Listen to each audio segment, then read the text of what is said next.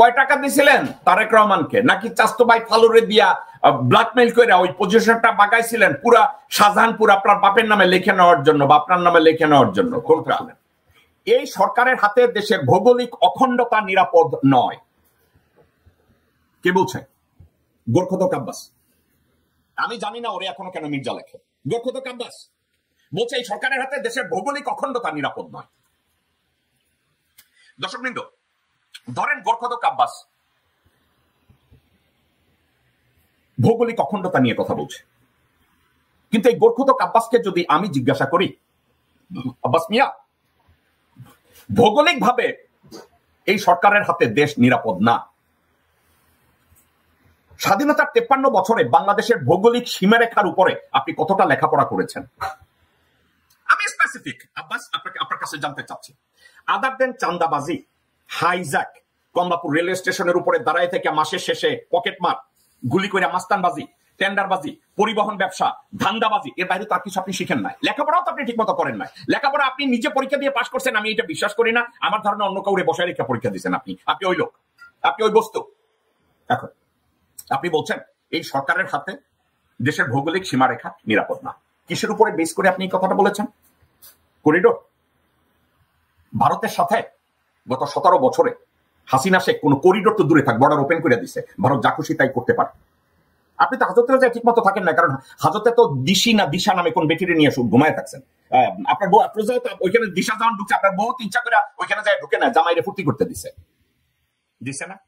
আজকে যদি আপনি ভৌগোলিক সীমারেখা, আপনার কাছে আমি যদি জানতে চাই, আপনাকে আমি অসম্মান করবো না, আপনি আমার সাথে একদিন কথা বলতে আসেন তো, সে কথা বলতে আমাকে একটু ব্যাখ্যা করেন তো যে আপনি ভৌগোলিক সীমারেখার উপরে এই দেশ নিরাপদ না, এটার উপরে যে কথা বলছেন, আসেন আমি একটু আপনার সাথে কথা বলি। গোরখদক আব্বাস, আমি গালি দিচ্ছি না, আপনাকে ভদ্রভাবে বলছি। আসুন, আমি আপনার উত্থান পতন, শান্তিনগর, কমলাপুর, শাহজাহানপুর, বাসাবো, আমি সব নিয়ে আপনার সাথে কথা বলবো। আসবেন আমার সাথে, কি আপনি কথা বলবেন? আর কথা বলার মতো সৎ সাহস, যোগ্যতা আপনি অর্জন করেছেন? আপনি না মাঝে মাঝে বলেন আপনাকে অযথা গালিগালাজ করি, আপনাকে ছোট করি। আপনি বলেছেন ভৌগোলিক সীমারেখা। আমি ধরে নিলাম আপনি করিডোর নিয়ে কথা বলছেন। করিডোর নিয়ে কথা বলছেন, আমি জবাব দিই। করিডোর নিয়ে আমি কেন জবাব দিই? বাংলাদেশের পররাষ্ট্র নীতির ক্ষেত্রে আপনারা যারা রাজনীতি করেন, পুরা বিএনপিতে, সমগ্র বিএনপিতে পররাষ্ট্র নীতি বুঝেন এমন কোন লোকজন নাই। 2-4 জন আসলে যারা আপনার দলের সাথে বেইমানি করেছে, বেগম জিয়ার সাথে বেইমানি করেছে, বিএনপির নৈতিক আদর্শের সাথে বেইমানি করে দল থেকে বেরিয়ে গেছে। কে? ধরেন রিয়াজ রহমান অথবা শামসুল মুবিন।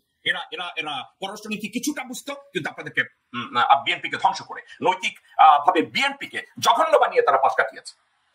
তো আপনি যদি চিন্তা করে দেখেন যে আপনি বিএনপির দেশের ভৌগোলিক সীমারেখা নিয়ে আপনি আতঙ্কগ্রস্ত, এবং আপনি পররাষ্ট্র নিয়ে আপনি কথা বলতে চান, করিডোর নিয়ে কথা বলতে চান, পোর্ট নিয়ে কথা বলতে চান, আপনার পররাষ্ট্র নীতি বুঝতে হবে, আপনার বাণিজ্য বুঝতে হবে। আপনার দলের একজনের নাম বলেন। আপনার দল কতগুলো বৈদেশিক উপদেষ্টা বানিয়েছে যারা লারেলাপ্পা, বাগবাকুম, সিঙ্গারা এবং সামোসার বাইরে যারা কিছু জানে না। আপনারা হুমায়ুনের কথা বলেন, সায়েমের কথা বলেন, মালেকের কথা বলেন, নাম বলেন, আমি বলতেছি আপনারা কিছু জানেন না। পররাষ্ট্রনীতি কি, এটার উপরে ব্যাখ্যা কি, কোন একটা দেশের সাথে কূটনৈতিক সম্পর্ক স্থাপনের পরে কোথায় যেতে হয়, কি করতে হয়, কতটুকু এগোতে হয়, এ সম্পর্কে আপনাদের কোনো ধারণা নেই। এবং এগুলো ধারণা নাই বলে আপনারা কি করেন জানেন? বিএনপি বা আওয়ামী লীগের মতো দল ক্ষমতায় আসলে তখন ওই আমলা আছে না কতগুলো, যারা সারা জীবন রয়ের বেতন খাইছে, তাদেরকে আপনারা পররাষ্ট্রমন্ত্রী বানান। আপনারা দেখেন না, আপনাদের দলে অথবা আওয়ামী লীগ যদি সরকার গঠন করে, কি করে জানেন? ওই সরকারের সেক্রেটারি থাকাকালীন ভারতের পয়সায় যারা সন্তানদের বিদেশে লেখাপড়া করাইছে, তাদেরকে আপনারা পররাষ্ট্রমন্ত্রী বানান। কারণ পররাষ্ট্র মন্ত্রণালয় চালানোর জন্য যে দক্ষতা দরকার, যে যোগ্যতা দরকার, ওটা তো আপনাদের নাই। আপনার কথা চিন্তা করেন, আপনাকে পূর্তমন্ত্রী বানাইছে, আপনার কি যোগ্যতা আছে পূর্তমন্ত্রী হওয়ার? কি যোগ্যতা আছে আপনার পূর্তমন্ত্রী হওয়ার? আপনি ইঞ্জিনিয়ারিং, আপনি ইঞ্জিনিয়ার না, আপনি স্ট্যাটিস্টিক্স নিয়ে লেখাপড়া করেন নাই, আপনি ম্যানেজমেন্টের উপরে লেখাপড়া করেন নাই। আপনি যদি ইঞ্জিনিয়ারিং এর উপরে লেখাপড়া না করেন, আপনি যদি স্ট্যাটিস্টিক্স নিয়ে লেখাপড়া না করেন, আপনি যদি ম্যানেজমেন্ট নিয়ে লেখাপড়া না করেন, আপনি যদি ল এর উপরে কোনো অভিজ্ঞতা না থাকে, তাহলে আপনার মতো গাবরকে কেন পূর্তমন্ত্রী বানাইছে? কেন বানাইছে?